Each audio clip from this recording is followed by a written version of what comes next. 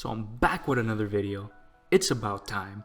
So many people, you guys have been busting my testes on a daily basis. Everybody's wondering, how do you do this Pokeball? How do you make it without the 3D printer?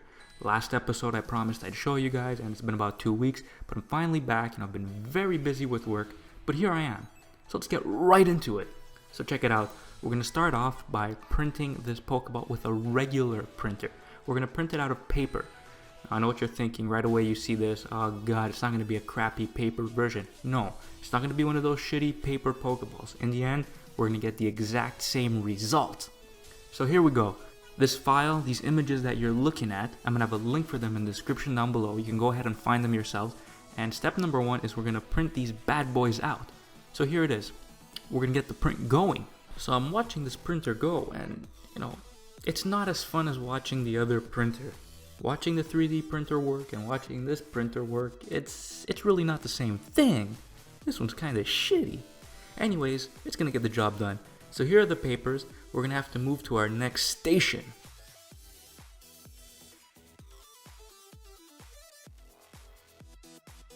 Next step, we're gonna have to cut out all these pieces.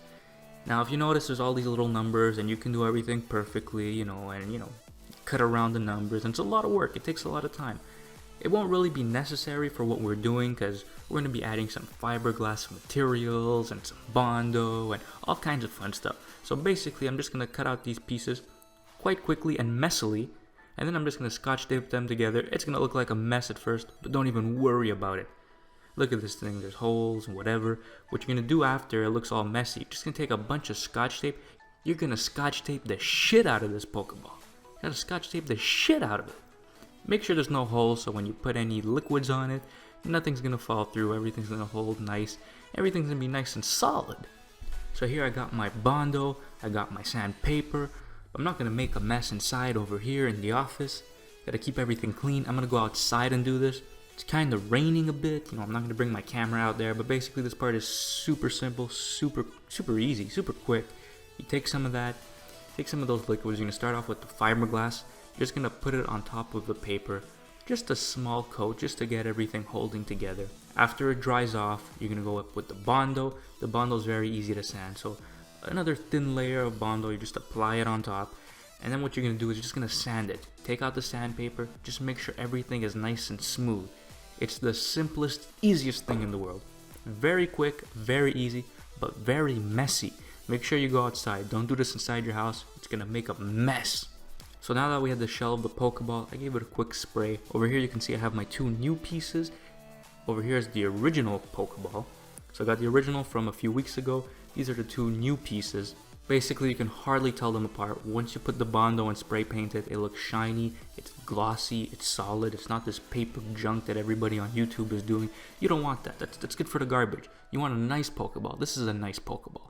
So if you were a little confused about the spray paint, about other steps, as soon as we finish doing the shell of the Pokeball, you can just pick up with my other video. If you haven't seen the first video, go ahead and watch the first video. It's super important that you watch the first video. You'll understand exactly what's going on. This video is just to show you really how to make the shell if you didn't have access to the 3D printer. But once you make the shell, the next steps are exactly the same. The spray painting, the sanding, everything is the same as the first video. So go ahead and check it out. Anyways guys, hope you enjoyed the video. Had a lot of fun making them. My next video is probably going to be, I'm thinking about doing either the Power Ranger helmet or maybe I'm going to do a Dragon Ball Z Scouter under $1. That might be a fun project to work on. Let me know in the comment section down below what you guys want to see. I got a few ideas in the comment section on my last video. Some people were mentioning some Dragon Balls. Somebody mentioned something about Mewtwo. So we had some fun stuff going on. Hopefully I have a video out in the next couple weeks. We're gonna see what happens. Anyways, thanks again for watching guys. Hope I see you here in the next video.